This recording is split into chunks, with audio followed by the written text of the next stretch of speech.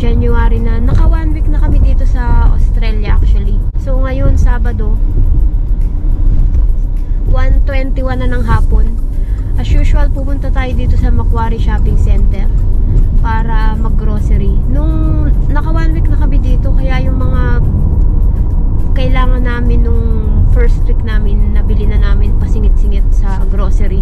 Pero ngayon tayo bibili ng mga lahat ng kailangan namin. Kasi nung bago kami umuwi sa Pilipinas, hindi kami nag-grocery na kasi nga inuubos namin lahat ng stock namin. Kasi nga parang almost 3 weeks kaming wala dito sa Australia. So ngayon kailangan na nating mag-grocery. So hindi ko yata natapos yung video ko nung araw na nag-fly kami dito papunta sa Australia. Yung flight namin na yun. Kasi sobrang pagod na pagod kami. Kasi yung flight namin nun ay multi-city yung tawag. So parang ang flight na yun ay Singapore to Manila. Tapos naghintay kami ng 4 hours sa Manila. Tapos saka kami nag-fly ng 10 PM from Pilipinas to dito sa Sydney. So pagod na pagod kami noon. Tapos parang may lagnat na tayo noon. May inubo kami, sipon tsaka nilagnat. Tapos ang hassle pala ng ganun dahil i-check-in mo yung bagahe mo sa Singapore. Pagdating mo sa Pilipinas, pupunta ka sa isang gate na lahat ng bagahe na pupunta sa connecting flight ay naandoon sa lapag. Kasi i-identify mo lahat ng maleta mo, bubuksan mo sa harap ng mga officer ba yung tawag sa kanila? Parang baggage. Oo, yung mga nag-i-inspect doon sa baba. Bubuksan mo kasi i-check nila. Pero actually hindi naman nila chine-check. Binuksan mo lang, tapos meron silang ginagano na papel. Hindi ko alam kung ano yung papel na yun. Kung ano ba siya, may powder ba siya na madedetect sa next na destination mo. Hindi ko sure. Pero lahat ng maleta namin binuksan, tapos ginanon. So nakakapagod siya na activity kasi parang ano buhatin mo siya, tapos ilalak mo ulit, make sure na ilalak mo, tapos parang very busy yung kapaligiran doon sa baba na yun, sa gate 18 yun actually. Tapos naghintay kami ng flight na hanggang 10 plus PM.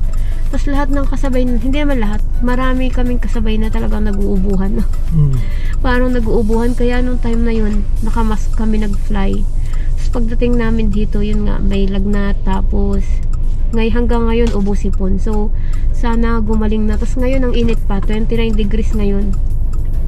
So parang nag-a-adjust kami, lalo na sa tulog.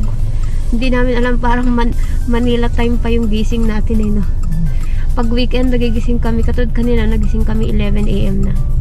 Hindi namin alam kung nagbabawi kasi kami ng pagod o hindi pa nakaka-adjust yung katawan namin sa oras ng tulog at gising. So yun lang, samahan nyo kami dito sa Macquarie Shopping Center. Mag-update lang tayo konti sa Myer, Kmart at Big W. Tapos ang ending ay mag-grocery na tayo, tapos uwi na para makapagpahinga ulit. Bumabawi tayo ng pagod kasi. So malapit na tayo dito, so mamaya ulit. Ha? Di ba gusto mo floral? Ito, $40 short. $39 na lang. Baka may gusto ka. T-shirt. Gusto mo? Ito, $29 na lang T-shirt. Ayun, jacket. Kano to? 230. 50%. Maleta. Ay, double zipper to. Alam ko na yung tinuruan tayo niya ate. Ito. Yung sa SM, no? So, yung binili mo sa SM, double zipper, no? Oo. Double zipper, ibig sabihin, kahit buksan yung una. Ito, matibay ito. Hindi mo. Ay, syempre, Delcy yan. Yan pala yung double zipper. Oo. So, kahit tusukin, hindi matutusok yung next. Ganun ba yun? Oo. Wow, ha? Tibay yun. Okay, pasad.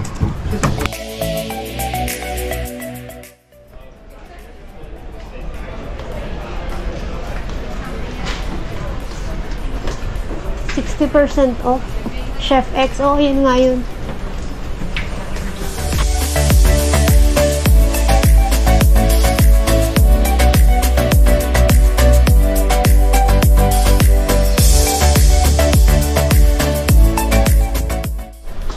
Ayan, nandito naman tayo sa Kmart.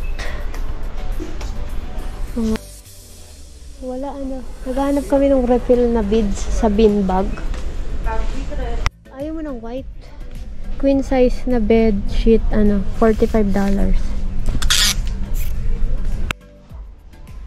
Check natin. Bila ko notebook. Item. Journal soft block. Price $3. Item. $8. Pro Max. Ito mga pantulog. Aba, ang cute nito. Cute ng kulay. $20. Pero nagbiblink-blink na naman ang aking ilaw. Pasensya. Okay lang, $6 na lang. Ano yan? Mga cute na shorts. Uy, Metallica. Maleta ng Kmart. Ito ay halagang $89. Ang laki niya. Ay, maleta pa lang 4 kilos na. 4.5. Ay, ang bigat na. Ang ganda oh, compact camping chair. Maganda siya. Ang liit lang. Kano kaya yung ganyan? Walang pressure. Gusto ko yung Naligaw siya. Yung Ano yung flock air pillow? Pang ulo, no? Ay, pwede to sa'yo, oh, para pag nag-camping. Makakatulog ka. $3 lang. Ubus na ang laruan dito sa Kayman. Wow, mukhang maganda yung mangga nila dito. $3.49 Calypso.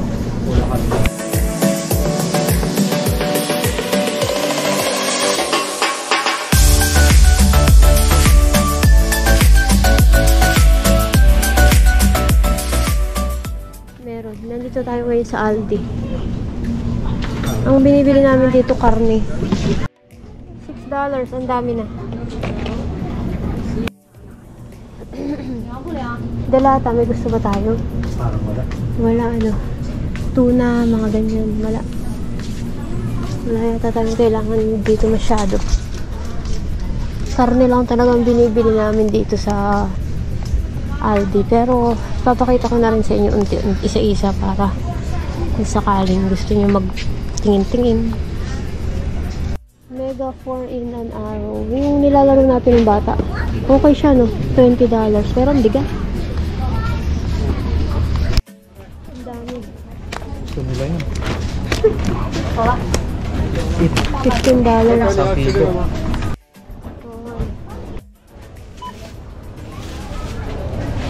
Di timbang to, no? Avocado, gusto mo? 2 for 4. Prutas, hindi ko alam kung ano yung bibili natin gulay. Garlic na binalatan na isang pack. $5 to. Kamatis, bumili na kami ng isang araw. Gusto mo 2 for 5? 2 for 5. Pag isa, $3. Carrot, bumili na tayo ng isang araw. Ito, mga leafy. Ito, leafy. Bili tayong kangkong. Gusto mo?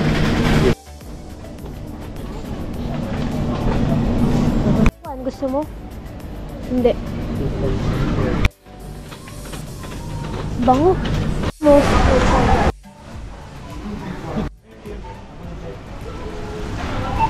Saan ko lalagay ito? Gusto mo yan? Hot cross bun. Ano gusto mo? Fruit free? Ay, ito fruit free. Mas okay, no? Yeah, food free. $4. Sa Coles naman tayo.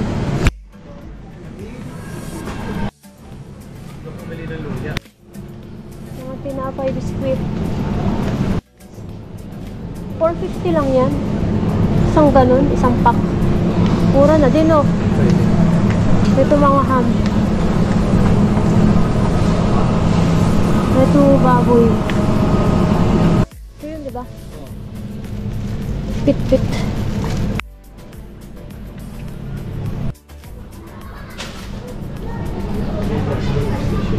Ito mga vitamins. Pero hindi naman natin kailangan. Sa ngayon, meron pa. Mga pang brekkie, protein bar. Ito long life milk. Wala, no? No, dapat bumili tayo sa Aldi. Pabaubos. Ito mga tindahan ng pasta, rice, ganyan. Ang hanap natin ay yung rice. Sakto may half price ngayon eh. $9.50. Meron pa. Ayan, yan talaga yung half price na. Ay, rice namin. Yung kulay red na yan. 950. Toiletries. Ano dyan? Ito. Ito yung paper, tissue paper natin. $11. Oo, sabong panlaba pala. Sakto half price yung Attack. Maalala ko alin yung sa atin nag-iiba kasi sila ng packaging no? Nagmahal na yung sabon $13 na yung half price. Ito Fairy, pili ko na tayo isa. Kumuha na ako. Meron na. Kumuha ka na. Kumuha na ako. Ano pa ba? Wala na no? Meron pa. Yakult. Yakult. Ito mga pagkain ng mga alaga.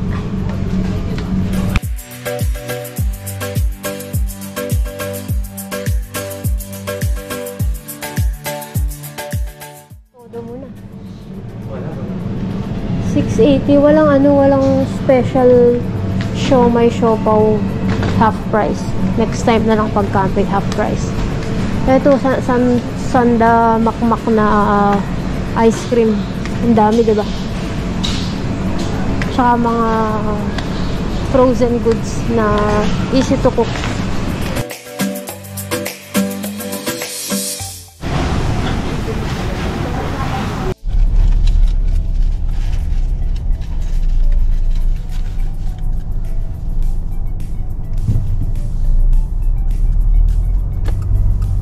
Ayan, pauwi na kami 5:50 na ng hapon. Inabot na pala kami ng alas 6 dito sa mall. Dahil dyan meron kaming binayaran sa parking na $15.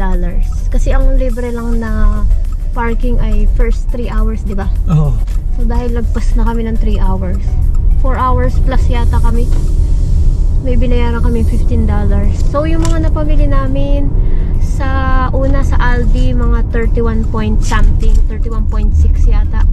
Tapos sunod doon sa gulayan sa Panetta, nabili namin mga $11. Sunod bumili kaming salmon belly tsaka yung salmon na fish head, parang ganun. Lahat $11. Tapos sa Kohl's, ang dami namin binili kasi ang dami namin mga kailangan, naka $100 plus kami. Tapos huli sa Woolies, pero hindi ko na na-video yung sa Woolworths, gatas at saka yung hand wash, $27. So lahat na napamili namin parang mga $180 plus yung parking, mga $200 yung mga napamili natin ngayong araw na to. So yun lang, hindi ko na, may konti akong video yata tungkol sa Meijer ba meron at saka sa Kmart, pero hindi siya yung detalyadong video kasi nga nag-update lang kami kung ano yung mga paninda, kung may mga sale, ganyan. Pero actually same lang naman din halos yung mga paninda. So yun lang, sana ay nag-enjoy kayo sa ating araw na ito. Sabado na, 6 na ng hapon, pero maliwanag pa mga hanggang 8:30 pang ganyan, maliwanag dito pagka gantong summer. Yan, so nung pagpunta namin dito sa Macquarie Shopping Center, di ba sabi mo parang nakikita mo pa rin SM Fairview. Kasi nga dahil malapit ka lang sa mall sa Pilipinas, parang kahit araw-araw kang pumunta yata sa SM, okay lang no? So naging routine muna na kakain ka ng kung ano man. Ano ba kinakain mo dun? Champurado, Ube champurado. Yun ba yung naging favorite mo? Ube champurado o kaya fishball, ganyan. So yun yung nakakamiss dito lang, dito kasi ang daming choices pagka sa SM no? Ang daming sa food court pa lang, ang dami ng kakanin no? Tsaka syempre yung presyo, kasi dito kami nag-lunch kasi late lunch na kami. Dito kami nag-lunch, yung kinain namin mas mahal kumpara sa mas mahal syempre kumpara sa Pinas at mas mahal din kumpara sa Singapore. Pero kahit na mahal, basta hindi kami nag-aaksaya. Kahit pag may tira kami, tinitake away namin yung tira namin na pagkain. Yung salted, yung fried rice, tinake away namin. So yun, nakakapanibago lang kasi mas mahal naman talaga yung kahit di ka sa restaurant kumain, food court lang, mahal pa rin parang ang meron ditong mura yung nakapak na fried rice, ulam o kaya noodles at saka may konting karne. $7.50 yun, di ba? $7.50, may gano'n naman. Pero kalamitan, more than $10 yung mga panindang pagkain dito. Tapos yung drinks, favorite namin Tessie, 'di ba? Sa Singapore, magkano ba 'yun? $2 o kulang-kulang. Mga $2 dito, $5.80. 'Di ba ang mahal? Parang doble na ng presyo nila. So pag na-miss mo lang sa kakainom, pero hindi yung lagi-lagi kasi ang mahal nga. So, yun yung mga pagkakaiba ng Pilipinas, Singapore at saka dito. Syempre, magkakaiba naman talaga. Kumbaga, mag-a-adjust ka lang kung nasaan ka, di ba? Ganun naman kailangan natin mag-adjust. Tsaka sanay tayo na nag-a-adjust. Yung mga Pilipino, very good sa mga pag-a-adjust. Yung pag-adapt ba sa kung nasaan kang lugar.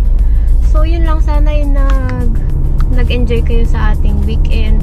Sa unang vlog natin ngayon 2024.